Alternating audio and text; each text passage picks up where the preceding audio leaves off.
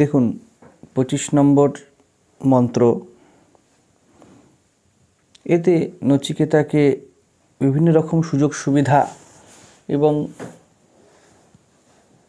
আচার্য বলছেন, বা ধরে নিন এখানে আচার্যের স্থান নেননি, জগতের স্থান নিয়েছে। যেন জগৎ বলছে ব্যক্তিকে যে তুই যে এফোর্ট দিবি, এনার্জি দিবি, কি জানে এই ভগবান আত্মা ফাত্মা বলে কিছু আদৌ আছে কি নেই। কিন্তু দেখ, এই এফোর্ট দিয়ে যাবতীয় জাগতিক ভোগ তুই পেতে পারিস। ঠিক দেখুন, আমাদের মনে এই কাজটি বারংবার করে, সারা জীবন ধরে করতে চায়। ভয় ওঠে আমাদের মধ্যে, যতক্ষণ পর্যন্ত না জীবনে সেই বিন্দু আসছে যেখানে একটি তীব্র শ্রদ্ধা তৈরি হয়, কিছু বোঝা হয়ে যায়, খুব যাকে বাংলায় বলে হাড়ে হাড়ে বোঝা, ততক্ষণ পর্যন্ত এরকম মন আমাদের সঙ্গ ছাড়ে না। এবং বেশিরভাগ মানুষের শেষ জীবন অবধি মন এই রকমই থেকে যায়। তাদের মনে হয় আফসোস, যদি এটা করে নিতাম। আধ্যাত্মের কথা বলা হচ্ছে না, যদি সেটা করতাম তাহলে এটা হতো না, সেই দিন যদি বুঝে যেতাম তো এইটা হতো না। তো কন্টিনিউ আমরা নিজেদেরকে এইভাবে পিং করে চলি। তো জগৎ যেন নচিকেতার সামনে এসে দাঁড়িয়েছে, নচিকেতা তুমি কম বয়সী ছেলে, তোমার মধ্যে অনেক কোয়ালিটিস আছে, ব্রাহ্মণ ঘরের ছেলে, তো তুমি কেন বেকার জীবন কি উপভোগ না করে এইসবের মধ্যে পড়বে? আমাদের যেমন সমাজ বলে অনেক তো সময় আছে, এই সময় মজা করে নে। সবে নচিকেতা ছোট, এগোচ্ছে, কিন্তু সে চেতনায় ছোট নয়, সে চেতনায় পূর্ণ যুবা। নাহলে এত সাহস, এত শ্রদ্ধা, এবং মৃত্যুর মুখে চলে এসেছে সে। নচিকেতা যে যমের গৃহে এলো, সে তো শরীর ত্যাগ করেই এসেছে। তো মৃত্যুর পরেই যদি কি হয় আর কি না হয় এই নিয়ে যদি ইস্যু হতো, নচিকেতার প্রশ্নটি দেখা যায় এমনভাবে সে করছে, প্রশ্নের ঢং যে মনে হয় যেন আত্মা বলে কোনো পদার্থ আছে যা মৃত্যুর পরে যাতায়াত করে। শব্দ চয়নের এই যে ঢং, এর ফলে আমরা অনেক ক্ষেত্রে কনফিউজড হয়েছি, স্বীকার করতে হবে। কিন্তু আর কোনো উপায়ও নেই। বারংবার যখন একটি জিনিসকে বোঝানোর চেষ্টা করা হয়, ওই চেষ্টার মধ্যে শব্দের চয়ন অশব্দমকে প্রকাশ করতে গিয়ে হেরে যায় মাঝে মাঝে। যদি এরকমই হতো যে অধ্যাত্ম শরীরের কথাই বলছে মৃত্যুর পরে, মানে দৈহিক মৃত্যুর পরেই, তাহলে অধ্যাত্ম চেতনার বিজ্ঞান নয় প্রথমত। আর দ্বিতীয়ত, নচিকেতা তো এই মুহূর্তে নিজের দেহ, নিজের মন, পরিস্থিতি এগুলোকে সব ছেড়েই এসেছিল। তাহলে সে তো জানে যে মৃত্যুর পরে কি হয়।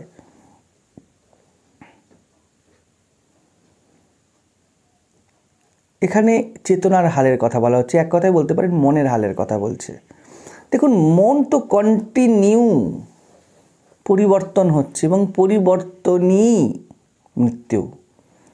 যে কোনো পরিবর্তন, আগের অবস্থার মৃত্যু এবং নতুন অবস্থার জন্ম। তো আমাদের দেখুন মনের মধ্যে কন্টিনিউ এই জন্ম মৃত্যু চলছে। নচিকেতা বলছে এই যে বারংবার মৃত্যু হচ্ছে, এর মধ্যে স্থায়ী কি কিছু আছে? অপরিবর্তনীয় কি কিছু আছে? এই যে আমাদের চিত্তের মধ্যে বিভিন্ন, আপনার শরীর আপনার জগৎ নয়, ভালো করে ভেবে দেখুন, আপনার মনই আপনার জগৎ। শরীর যেমনই থাক, অসুস্থ শরীর, যদি মন চাঙ্গা আছে আমরা করে যাই তো অনেক কাজ।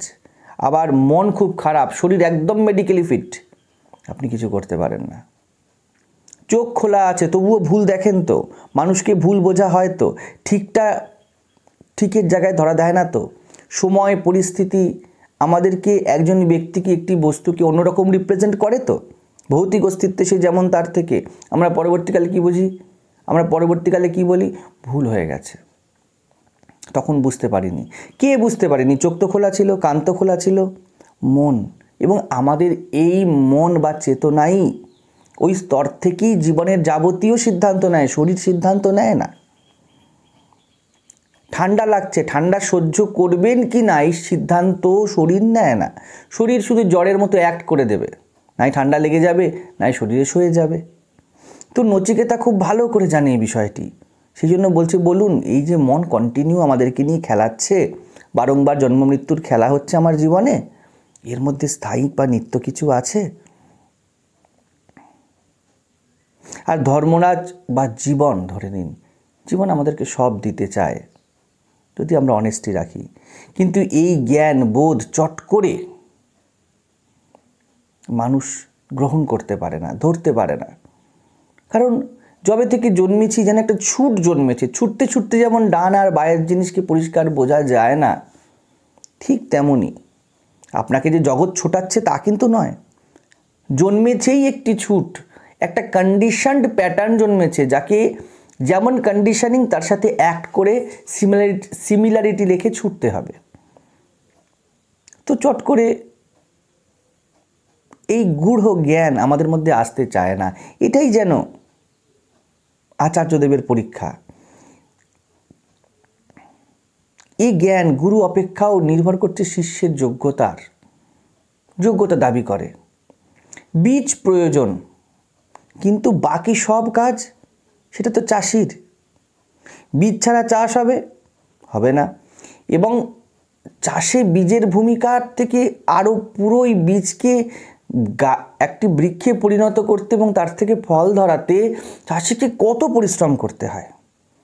তো কার ভূমিকাকে গৌণ করবেন? আচার্যদেব বীজ দেবার আগে দেখে নিচ্ছেন যে যার হাতে দিচ্ছি সে পরিশ্রমী তো, সে এর মূল্য দেবে তো, সে চাষ ছেড়ে পালাবে না তো। কারণ ধৈর্য, অপেক্ষা, বাধা, রক্ষা সব করতে হবে তাকে। এই রেডিমেড চাষি নয় তো যে বাবা কি এত খাটাখাটনি করবে, একটুখানি চাল কিনে এনেই খেয়ে নেব, কি এত খাটে। এই জাত চাষি তো, সেটা দেখে নিচ্ছে। এরপর ২৬ নম্বর মন্ত্র।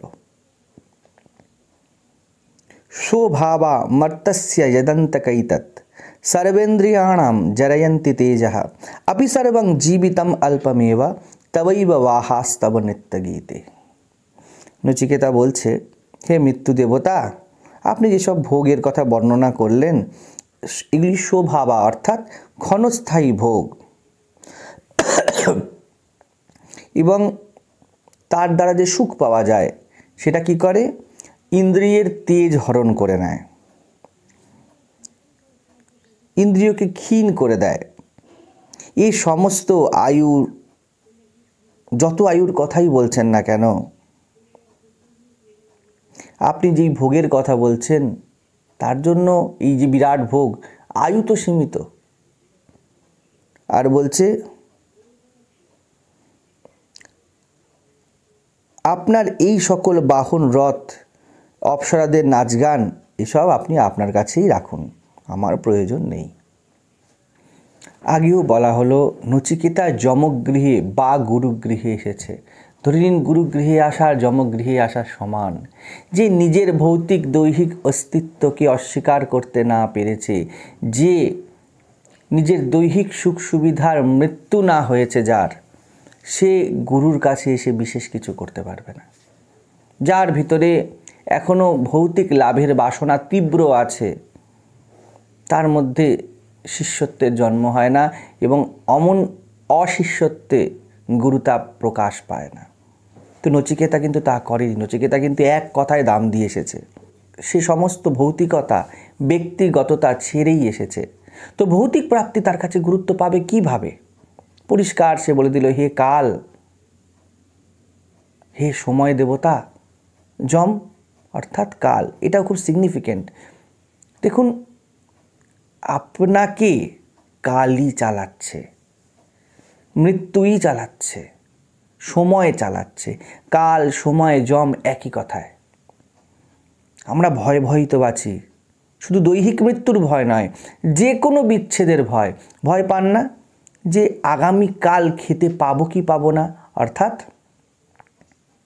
দৈহিকভাবে, বস্তুগতভাবে আমি ভয় পাচ্ছি যাতে আমার দৈহিক মৃত্যু না ঘটে যায়। সম্পর্ক থাকবে কি থাকবে না, লোকে অপমান করবে কি করবে না, সব দেখুন সময় আপনাকে চালাচ্ছে। আপনি বলছেন কাল কি হবে, ভবিষ্যৎ আশা আপনাকে চালাচ্ছে। তো এখানে কালকে নিয়ে আসা, ধর্মরাজকে নিয়ে আসা, অর্থাৎ যেন বলে দিচ্ছে কালের আশাতে না থেকে সময়ের থেকে শিখে নাও জীবনের বিদ্যা। যম এমন একজন যিনি সময়ও বটে, তিনি নিয়ন্ত্রাও বটে, আবার তার সাথে সাথে তিনি গুরুও বটে। সময়ই আপনাকে টানতে টানতে নিয়ে চলে যাবে এবং এই সময়কে যদি গুরুত্ব দেন, গুরু তা দেন, ঠিক যেই সময় যেটা করণীয় সেটা যদি সঠিকভাবে করেন। আর জীবের মূল করণীয় কি? অবিদ্যা, অজ্ঞান নাশ। যেদিন থেকে আপনি জন্মেছেন আপনার একটি মূলীভূত কাজ থেকে গেছে, সেদিন থেকে কি শুরু হয়েছে? ঘড়ির কাঁটা ঘুরতে শুরু হয়েছে। একটি মূল কাজ যা আজ পর্যন্ত আমাদের সবার পেন্ডিং, অবিদ্যা, ভুল আন্ডারস্ট্যান্ডিং জীবনের প্রতি। এটাকে পেন্ডিং রেখে যে সময়ের সাথে চলে না, যে সময়কে নিজের গুরু বানিয়ে নেয় না, সময়কে যে গুরুত্ব দেয় না, তার কথা যে না শোনে, জীবন তার কাছে বড় দুঃসহ হয়ে ওঠে। নচিকেতা এমন একজন, বা এমন মন, এমন শ্রদ্ধাশীল একনিষ্ঠ মন যে জীবনকে আবিষ্কার করতে চায়, যে জানতে চায় কোহম, আমি কে। এই যে আত্মার কথা বলা হলো, তাকে সেইভাবেই ধরুন, কে আমি জানতে চাই, এর বেশি আমি কিছু চাই না। এই রকম নিষ্ঠাশীলভাবে যে নিজের কালের কাছে যায় বা সময় স্পেন্ড করে, সে ব্রহ্মবিদ্যা লাভ করে। বলছে হে কাল, আগামীকাল এইসব বস্তু থাকবে কি না কোনো গ্যারান্টি নেই, কারণ তুমিই তো চালাচ্ছ সব কিছুকে। বলছে এই সব জিনিস ক্ষণস্থায়ী ভোগ, এবং যদি বস্তুই ক্ষণস্থায়ী হয় তো তার সুখ অনন্ত কী করে হবে? আমাদের তো এটাই সমস্যা, আমরা ক্ষণস্থায়ীর কাছে অনন্ত সুখ চেয়ে বসেছি। আপনি খেতে ভালোবাসেন, আপনি দেহসঙ্গ করছেন, আপনি বস্তুগত কোনো লাভ খুঁজছেন, সুযোগ সুবিধা খুঁজছেন, এতে বিশেষ কিছু দোষ নেই। সমস্যা হয়ে যায় আপনি এর কাছে অনন্ত সুখ আশা করেন। আপনি বলেন এই সম্পর্ক কখনো যাবে না, ইয়ে বন্ধন তো প্যার কা বন্ধন হ্যায়, জন্ম কা সঙ্গম হ্যায়। কি করে? চিত্তের যখনই পরিবর্তন হয়, দেখুন আপনার জীবনে একটি মাত্র সম্পর্ক আপনার কত রকমভাবে আপনার সামনে ধরা দিয়েছে।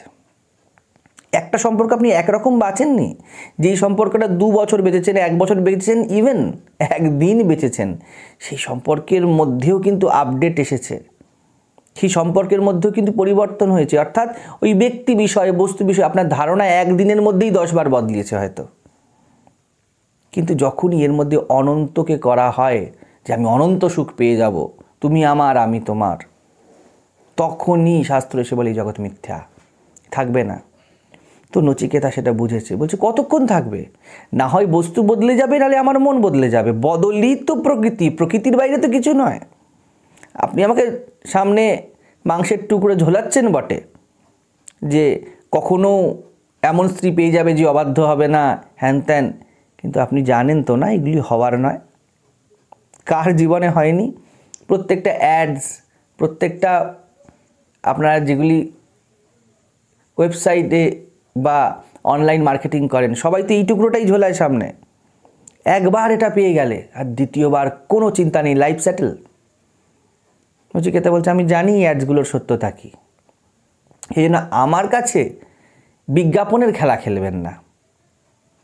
এটা নচিকেতার অহংকার নয়, এটা তার দৃঢ়তা। এইরকম অহংও যদি বলেন, এই অহং চাই আমাদের। আমরা তো জুতো চাটা অহং নিয়ে থাকি, কে কত জুতো চাটতে পারে, বিষয়ের জুতো, রূপ রস শব্দ গন্ধ স্পর্শ, জুতো আনে আমরা চেটে দিই, আমরা বলি আমরা বড় নিরহংকার। নচিকেতা বললেন আমি অহংকার তো করবো, কিন্তু সঠিক অহংকার। আমি জানি এগুলি আমার আত্মার গরিমার কাছে হীন, সেই জন্য এগুলি আমার চাই না। আমার একটি জিনিস চাই, কারণ আমি যা চাইবো, আমি যেমন, তার উপরে ভিত্তি করেই তো সব কিছু চলবে আমার জীবনে। তো যদি নিজেকেই না জানতে পারলাম, তাহলে কি হবে এই ক্ষণস্থায়ী ভোগ নিয়ে?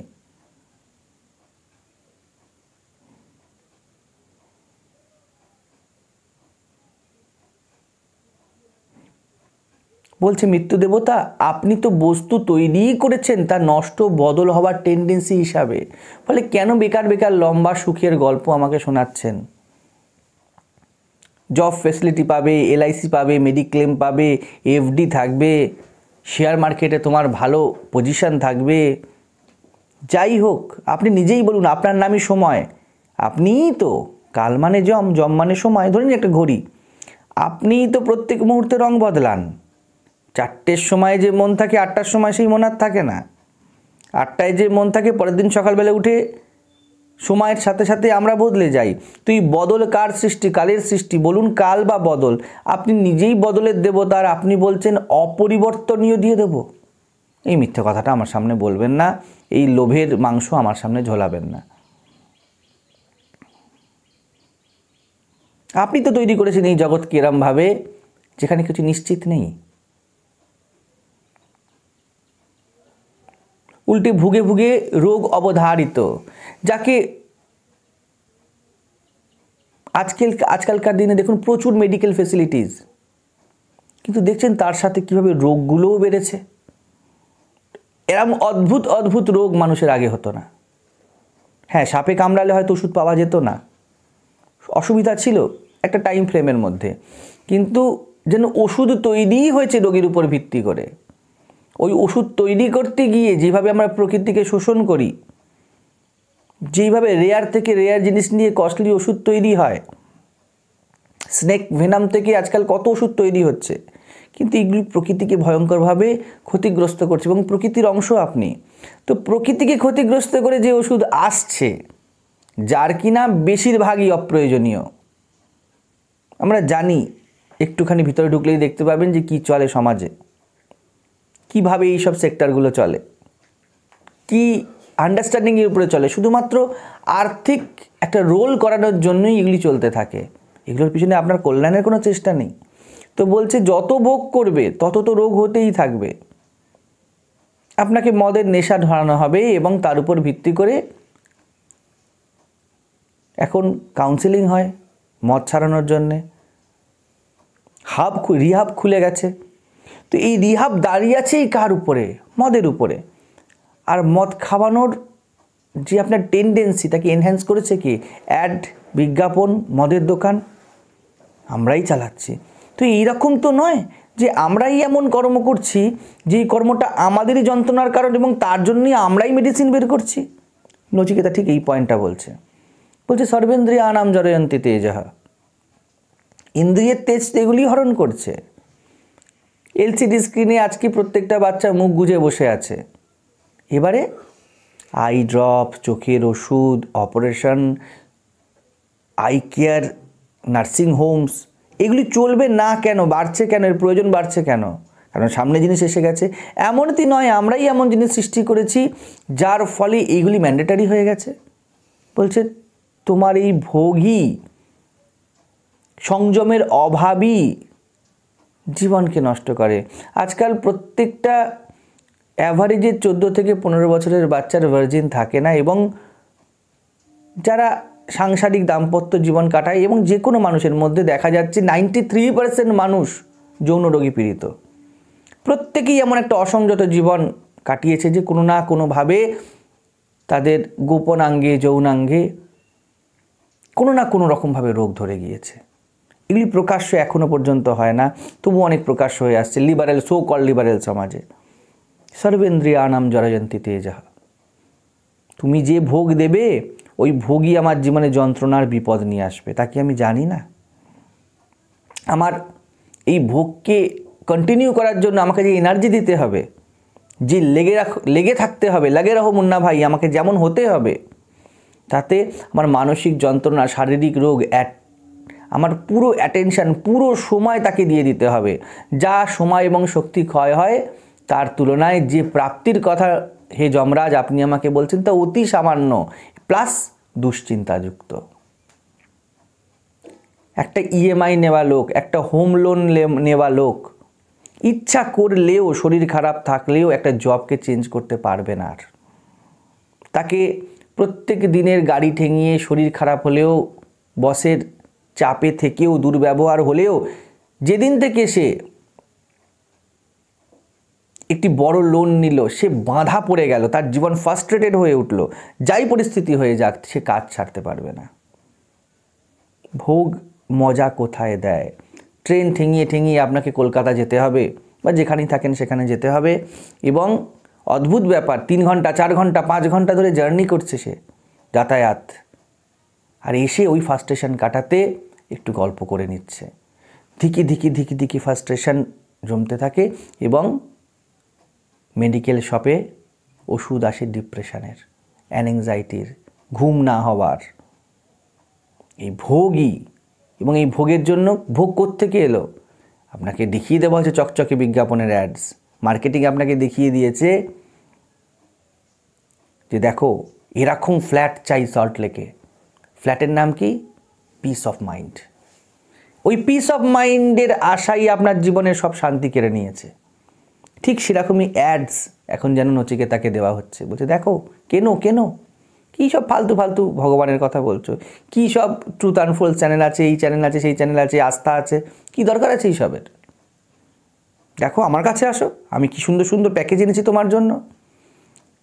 গদির উপরে শুয়ে একজন এভাবে হাত বোলাচ্ছে এবং বলছে এটাই সেটা যেটা আমি চাইছিলাম, আমার স্বপ্ন পূরণ হলো। আপনার জীবনের সব স্বপ্ন গুড়িয়ে যায় অমন একটা গদি এবং অমন একটা লাইটিং করা ইন্টেরিয়ার ঘরের জন্যে। ঘর তো থাকে, কিন্তু শোয়ার মতো আপনার মানসিকতা আর থাকে না। এটা বলা হয় না। নচিকেতা বলছে আমি জানি আপনি কোন খেলাটা খেলতে চাইছেন, বা ধরুন আচার্যদেব তো খেলছেন না, জীবন খেলছে, আমাদের মন খেলছে।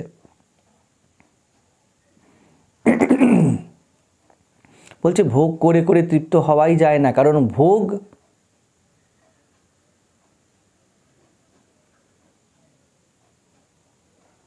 কোনো না কোনো বিন্দুতে গিয়ে শেষ হবে এমন নয়। একটা মোবাইল আসতে না আসতে বাজারে আরেকটা মোবাইল চলে আসছে, তো ভোগ শেষ হবে কি করে? আপনি একটা অ্যান্ড্রয়েড ফোন চালাচ্ছেন, এরপর আইফোন চলে আসবে এবং আপনি ভাববেন ঠিক আছে আইফোন দিয়ে তো ভালোই চলছে, চলতে চলতেই আপনার সামনে অ্যাডস চলে আসবে নিউ ফিচারওয়ালা, নতুন নতুন টাচ স্ক্রিন, কথা বললেই কাজ হয়ে যাচ্ছে, কত রকম সিস্টেমস বেরিয়ে যাচ্ছে। তো কোন বিন্দুতে গিয়ে আপনি থামবেন? আপনাকে থামতে তো দেওয়া হবেই না, সেই সিস্টেমই করা হয়নি। যেমন মেশিন থেমে গেলে প্রোডাকশান থেমে যায়, সেরকম আপনার ভিতরের মেশিন, আপনার এই ভোগের আকাঙ্ক্ষা থেমে গেলে বড় বড় কোম্পানিজ সেক্টরস পড়ে যাবে। আবার ভয় দেখানো হয় অর্থনীতি তো ডুবে যাবে, তুমি ছোট, তোমার কাঁধের উপর ভর করি অর্থনীতির গাড়ি চলছে। একটি ভোগ আর একটি ভোগের বস্তুর ইচ্ছার জন্ম দিয়ে যায়, তো সারা জীবনও যথেষ্ট নয় এর জন্য। যেখানে গাড়ি বাড়ি এত কিছু যদি উৎকৃষ্ট হয়, নচিকেতা বলছে যে এই যে গাড়ি বাড়ি আপনি বলছেন, ইমা রামা সারথা সাতুরিয়া যা কিছু বলছেন আপনি, যদি এগুলি এত উৎকৃষ্ট হয়,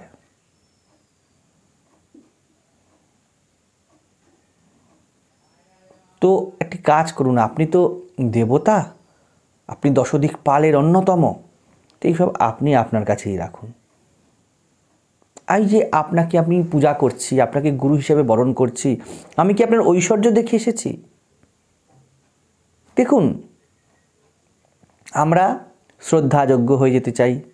দুটো জিনিস আছে, পূজা আর সুবিধা। আপনি যাদেরকে দেওয়ালে ছবি রেখে পূজা করেন, তাদের কি এই বেসিসেই শ্রদ্ধা করেন যে তারা ভোগ্য পদার্থে অনেক উপরে উঠেছে? পূজা তো আপনি তাদের করেন যারা চেতনার উচ্চতম স্তম্ভ, কিন্তু কাজে আমরা তাদেরকে পূজা করি, তাদেরকে অর্চনা করি, যাজনা করি যারা বস্তুগত ভোগের দিকে গিয়েছে। আপনার অফিসে কাজ করা, আপনার জব করা, এগুলোও কিন্তু পূজা। আপনি কর্ম করছেন, আপনি শ্রীকৃষ্ণকে হয়তো সকালবেলায় ফুলের মালা দিয়ে এসেছেন, ধূপ দিয়ে এসেছেন, কেউ বুদ্ধকে দিয়েছে, কেউ রামকৃষ্ণকে দিয়েছে, কেউ শিবকে দিয়েছে। লিটারালি দেখলে মনে হয় আপনি এর পূজা করছেন, কিন্তু সারাটা দিন 10 ঘন্টা আপনি যাকে সময় দিচ্ছেন, আপনি তো তার পূজারী। নচিকেতা বলছে যে আপনার কাছে আমি মৃত্যুকে উপেক্ষা করে পর্যন্ত চলে এসেছি হে যমরাজ, এই জন্য নয় যে আপনার অনেক সম্পত্তি আছে, আপনার কাছে ধর্মের জ্ঞান আছে, আপনার কাছে ব্রহ্মবিদ্যা আছে, সেই জন্য আমি গুরুগৃহে এসেছি। তো বুঝতেই পারছেন, আমি যদি ধনকে মূল্য দিতাম তাহলে কোনো রাজার কাছে যেতাম, আপনার কাছে আসতাম না। আর আপনার যদি মনেই হয় যে এগুলি এতই কস্টলি, তো আপনিই রাখুন, আমার প্রয়োজন নেই।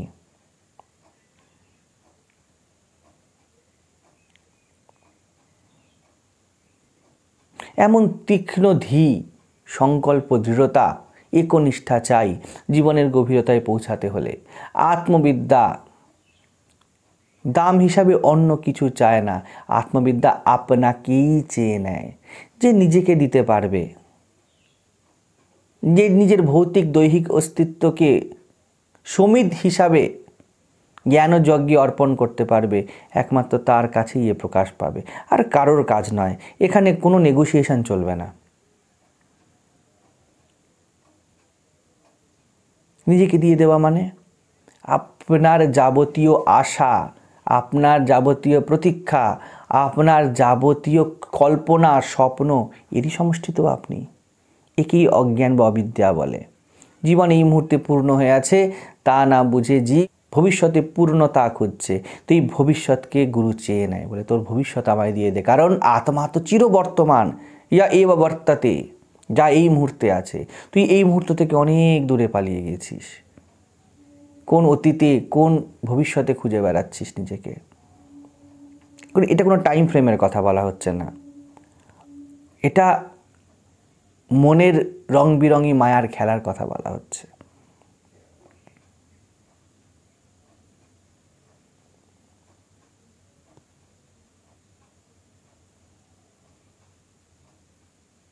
চাই চাই এর মূর্তি আমরা একটা, কিছু না কিছু আমাদের চাই, দাও দাও দাও দাও। আত্মবিদ্যা বলে তোমার কিচ্ছু চাই না, তো এই চাই চাই এর মূর্তিকে দিতে হবে। নচিকেতা এখানেই বলছে যে আমার চাই না। তবই বাবাহা তব নিত্য গীতে, তুমিই রাখো। 27 নম্বর মন্ত্র। ন বিত্তেন তর্পণীয় মনুষ্য লপ্স্যামহে বিত্তম অদ্রাক্ষচ্যেত্বা জীবিষ্যামো যাবদি শিষ্যসি ত্বং বরস্তু মে বরণীয় স এব। মানুষ ধনের দ্বারা কখনো তৃপ্ত হয় না। যখন আমরা আপনার দর্শন পেয়েছি, বা যখন আমি আপনার দর্শন পেয়েছি, তো এইটুকু তো নিশ্চিত ধন আমি পেয়েই যাব। আপনি যতদিন শাসন করছেন, অর্থাৎ যম বা কালের পদে আছেন, ততদিন তো জীবিত থাকবই। তাহলে এসব নিয়ে কি হবে? আমার চাওয়ার মতো বর শুধুমাত্র এই বিদ্যা, আত্মবিদ্যা। খুব বুদ্ধিমানের মতো কথা বলছে দেখলে। বলছেন যমরাজ, আপনি যতক্ষণ যমরাজের পদে আছে, আমরা জানি ইন্দ্র, চন্দ্র, বরুণ, যম এগুলির একটি পদ, উচ্চতম পদ।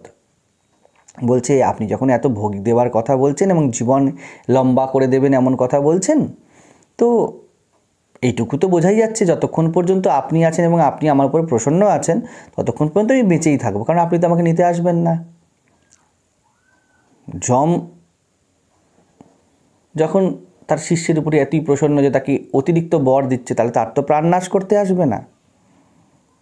আর দ্বিতীয় বলছে, আর আপনি যখন এত কিছুই হোল্ডার, এত কিছুই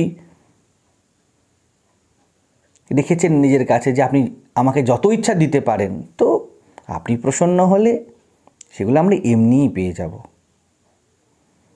তো এগুলো আপনি রাখুন, আমার তো আত্মবিদ্যাই চাই। অর্থাৎ যখন জীবনের মূল সুর আবিষ্কার কেউ করে এবং আচার্যের কাছে যায়, এমন আচার্যের কাছে যিনি জীবনের গভীরতা জানেন, তখন কি সে পার্থিব বস্তু কিছু পেতে পারবে না? সাধারণ ধারণা আমাদের কি, যে আধ্যাত্মিক, তার দ্বারা জাগতিক অ্যাচিভমেন্ট সম্ভবই নয়, সব গুটিয়ে যাবে, কিচ্ছু হবে না। ওই জন্য দেখেন না, আমরা আশ্রমে বলি, আশ্রমে যদি কিছু হয়ে যায় বলে বাবা বিরাট হয়ে গিয়েছে। আমরা বস্তুকে, অর্থকে এত বেশি ভালোবাসি, তো আমাদের ধারণাই হলো যে এতেই সম্পূর্ণ মন দেওয়ার ফলেই এটা পাওয়া যায়। এটা ঠিক নয়। হ্যাঁ, এটা ঠিক যে আধ্যাত্মিক ব্যক্তি অর্থকে অর্থেরই জায়গা দেয়, অনর্থের জায়গা দেয় না। আমরা জীবনে অর্থের নামে অনর্থ ডেকে আনি, আধ্যাত্মিক ব্যক্তি যে, তার অর্থ লাগে, অবশ্যই লাগে, কিন্তু সে অর্থের ব্যবহার জানে, কোথায় ব্যবহার করতে হবে। আপনারা যে আর্থিক অনুদান বা যেরকম সহায়তা দেন এই কোর্সের জন্য যা দেওয়া হচ্ছে, এটিকে আবারই নতুন নতুন কোর্স আনার জন্য রিইনভেস্ট করা হয়। অর্থের ব্যবহার ভোগ নয়, অর্থ অর্থাৎ প্রকৃতি, প্রাকৃতিক বস্তুগত ভৌতিকতা, একেই আত্মা বা যোগের সেবায় লাগিয়ে দাও, এটাই অর্থের যথার্থ ব্যবহার। তো নচিকেতা বলছে যে আপনার কৃপায় অর্থ অনেক এসে যাবে, আমার জীবনের মূল অর্থ, পরম অর্থ, এটি আমার একমাত্র চাহিদা। কারণ যদি পরমার্থ আবিষ্কার করতে না পারি, তাহলে এই অর্থ আমাকেই শেষ করে দেবে। প্রত্যেক ব্যক্তি এইভাবেই নাশ হয়েছে। আপনি ভাববেন না দারিদ্র মানুষকে খুব বেশি মেরেছে, অর্থ সমাজকে, অস্তিত্বকে এত বেশি নষ্ট করেছে, ক্ষমতা এত বেশি নষ্ট করেছে, তার দরিদ্র অভাব পারেনি। এবং এই যে দারিদ্র আর অভাব দেখছেন, এর কারণও কিছু মানুষ অর্থকে জীবনের চরমতম সাকসেস মনে করে। নচিকেতা বলছে যদি গুরু কৃপা থাকে, অর্থাৎ যদি জীবনের প্রকাশ আনতে পারি, তো তখনই মাত্র জীবনে যথার্থ অর্থ পেতে পারবো। অর্থাৎ এমনি টাকা তো অনেকে পায়, আগে আমি এই টাকার ব্যবহার শিখে নিই, তা আপনি একমাত্র শেখাতে পারেন এবং আত্মজ্ঞানী তা একমাত্র পারে। যে নিজেকে জেনেছে, সে নিজের সাথে রিলেটেড বাকি সব কিছুকে সমাজের আর 10 জনের থেকে অনেক বেশি ভালো জানে। আমরা মনে করি যারা সংসারী, তারা সংসার খুব ভালো বোঝে, আজ্ঞে নয়। বিষয়কে ভালো বোঝে, আজ্ঞে নয়। বিষয়ের প্রতি আসক্তি বিষয়ের বিপদ, বিষয়কে দেখতে দেয় না। আপনি যখন কাউকে একজন খুব ভালোবাসেন, তখন তার দোষ গুণ আপনার সামনেই আপনার ক্ষতি করছে, হয়তো আপনি বুঝতে পারছেন না।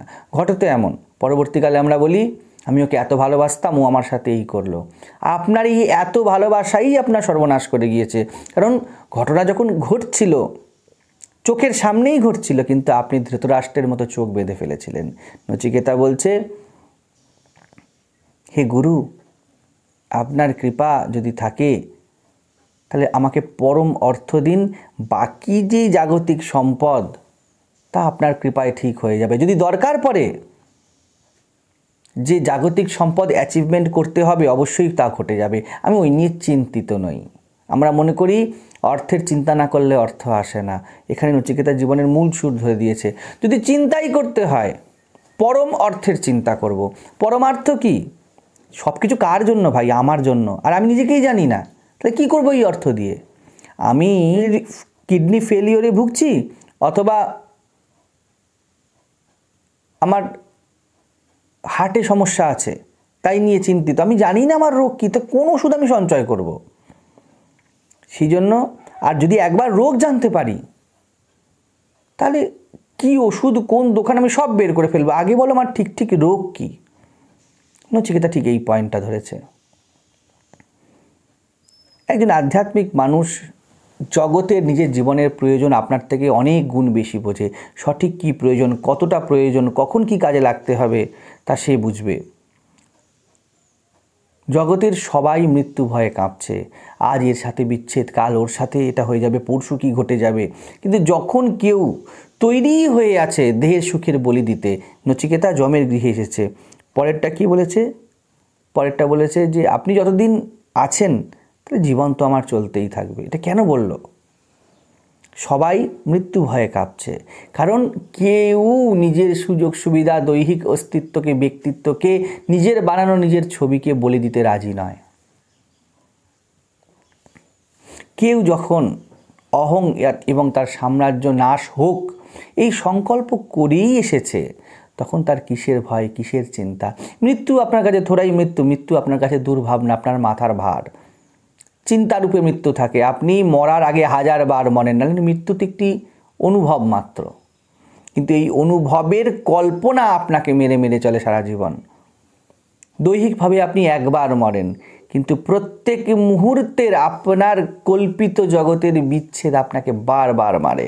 আপনি সম্পর্ক পাতান এবং তার ফলে তার থেকে 1000টা কল্পনা করে ফেলেন এরম হওয়া উচিত, তেমন হওয়া উচিত। এই যে কল্পনা সাম্রাজ্য পাকালেন, যখন সময় পরিস্থিতি ওই কল্পনা অনুযায়ী চলে না, তখন আপনার মৃত্যু ঘটে। মন ভেঙে যায় তো, চোখের জল বাগ মানে না তো। কেন? এমনই কল্পনার জগৎ পাকিয়েছেন। এই কল্পনার জগতই আপনার চিত্তে আপনার জন্ম, এবং এই কল্পনাই মরে। তখন ভয়ঙ্কর শোক ওঠে, তাপ ওঠে। তো নচিকেতা বলছে, আমি তো এই কল্পনাকে ফেলে দিয়েই এসেছি, তো আমার ভয় কিসের? যতদিন আপনার চরণে আছি, অর্থাৎ যতদিন পর্যন্ত আমি গুরুর চরণে আছি, গুরু তার চরণে আছি, জীবনের প্রকাশকেই গুরুত্ব দিয়ে রেখেছি, জ্ঞানকে, আত্মবিদ্যাকে গুরুত্ব দিয়ে রেখেছি, সত্যকে গুরুত্ব দিয়ে রেখেছি, আমার নাশ নেই। এই যে বলা হয় না যে ভক্তের নাশ নেই, অর্থাৎ সে জন্ম মৃত্যুর খেলাতে ইন্টারেস্টেডই নয়, সে কল্পনার খোরাক জোগাতে ইন্টারেস্টেডই নয়। যতক্ষণ আমিই মরতে রাজি, মৃত্যু ভয় কী করবে? এটাই বলা হচ্ছে, যতদিন আপনি যমরাজ কৃপালু আছেন, আমি তো বেঁচে থাকবই।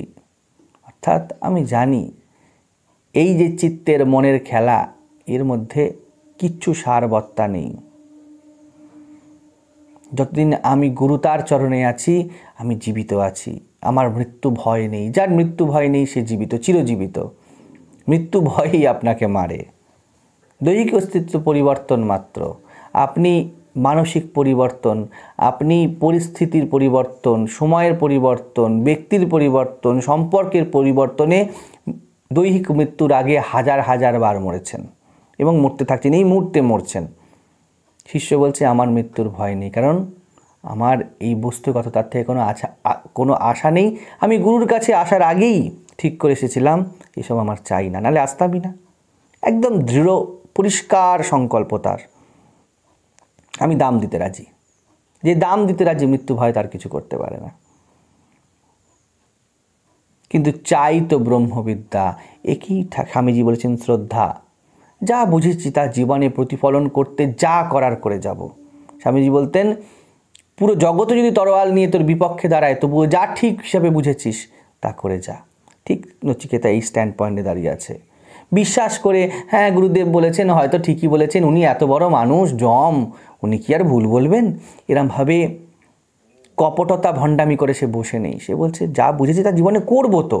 যা উৎকৃষ্ট বুঝেছি তাকে প্রণাম করে চলে আসবো কি? তাকে জীবনে ঢালবো তো। কৃষ্ণকে প্রণাম করে চলে এলাম, গীতাকে ঢাললাম না জীবনে। আপনার থেকে ভণ্ড তালে জগতে কেউ নেই। একে বলে অহংকার। আমি তো বদলাবো না, আমার ভালো লাগা যেখানে সেখানে ঝুঁকবো, আমার ভালো লাগা যেখানে নেই সেখানকে আমি নিজের মতো ইন্টারপ্রিট করে চলবো। আমরা এইভাবেই চলি। আমরা বলি, কি হয় মহারাজ, এত কি সোজা? কত যুগে সাধনা লাগে। দেখুন, ছোট ছেলে যাকে সরলতা বলে, চলে গিয়েছে, সোজাসুজি চলে গেছে, কোনো নেগোসিয়েশন নেই। এইরকম চাই।